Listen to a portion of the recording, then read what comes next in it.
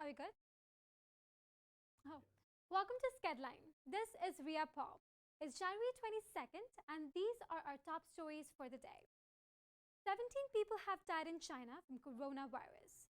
With 440 cases confirmed, the Chinese authorities have discouraged the public gatherings in Hubei province.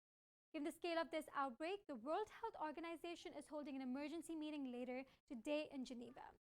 The meeting will decide if coronavirus is an international public health emergency or not.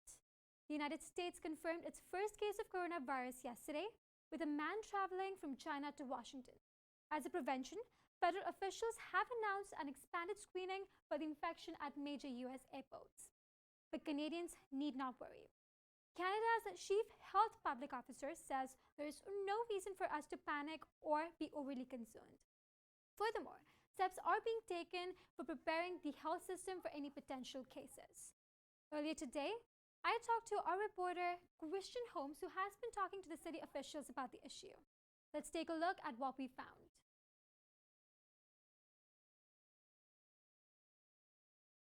So, Christian, you have been talking to the officials in Toronto about the coronavirus outbreak. What have you heard so far?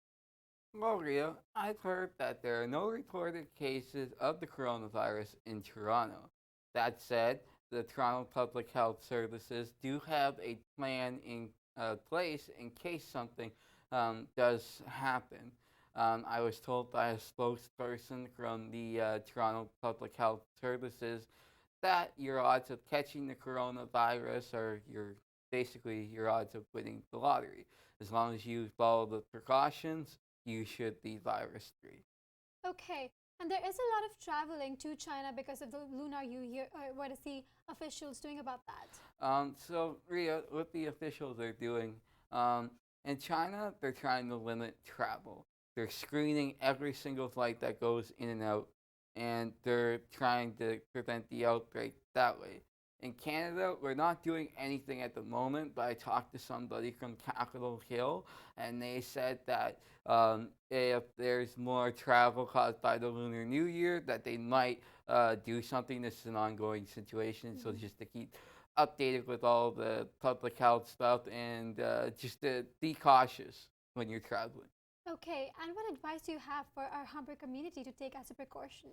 Well, my advice I have to them, Maria, is what I was told by Toronto Public Health.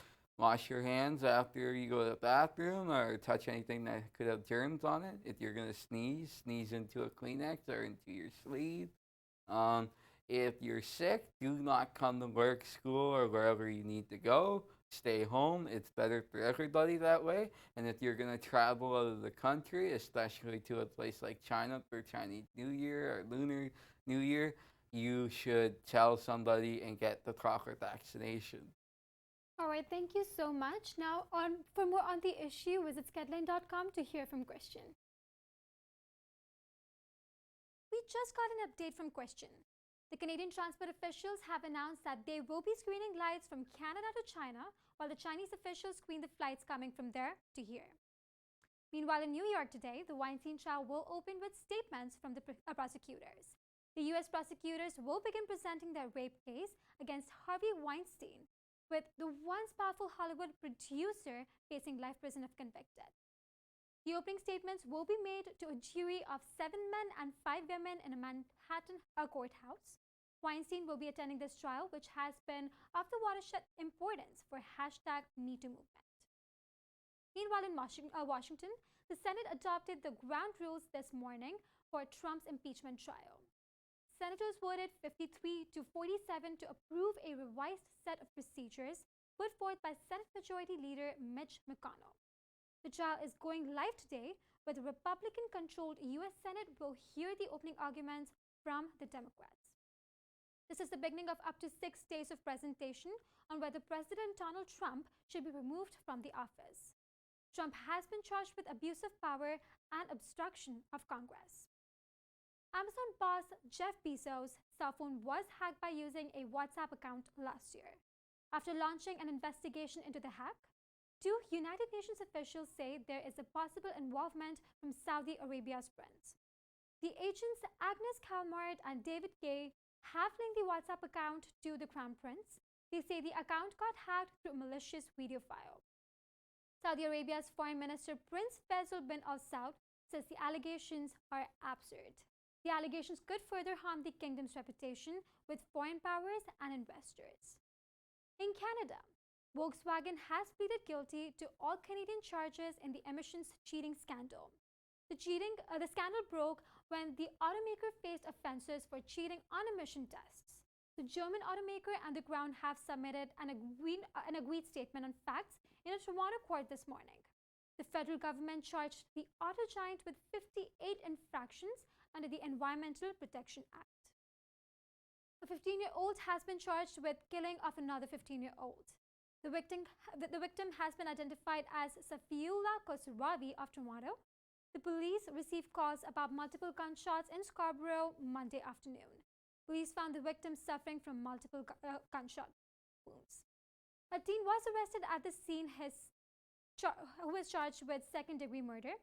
Homicide Detective Sergeant Antti Singh says it's still too early to say that Khosravi was the intended target. Investigation still continues as Singh urges any witnesses to reach out. Now moving on to weather, let's go to Mariana Baham. Thanks, Priya. Today started cloudy, but the sun is peeking through the clouds. We're experiencing -4 degrees right now, and we'll be having a high of 1 degree throughout the day and a drop to -3 degrees this evening. For tomorrow, the day will be mainly cloud. It will be a max of 2 degrees and a low of -3. The temperature will rise on Friday. We can expect a max of 2 degrees above zero, and the temperature will drop to just 1 degree, and there's a chance of 60% of rain or snow at night. There will be more snow this weekend. Saturday will have a period of snow throughout the day and night. The highest temperature will be 1 degree during the day. There will be a low of -2 degrees during the night. Sunday morning will be a mixture of flurry or rain at a temperature of 2 degrees during daytime. It will be a chilly night at -3 degrees with a 60% of flurry. Finally, Monday will continue what started on Sunday. There's a chance of 40% of flurrying during the day with a max of 1 degree. The temperature will drop to -5 degrees at night. The sky will be cloudy. Now let's check the updates on Newfoundland. Newfoundland is still cleaning up after the historic snowstorm. Police said today they're calling off the search for a man who went missing Friday night. 26-year-old Joshua Wall told his family he was going to a friend's house and hasn't been seen. Police say the massive amount of snow makes the search impossible. The state of emergency that Mayor Danny Breen declared is still in effect. Mayor Breen has been sharing many updates on Twitter. Extra plows from across the province and the Canadian Armed troops are in St. John's to help clearing roads and digging out snow.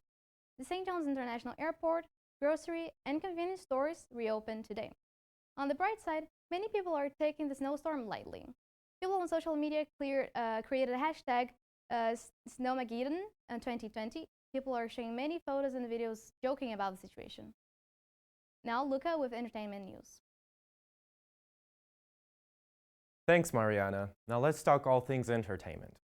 Prince Harry and Meghan Markle's lawyers threatened the paparazzi with lawsuits.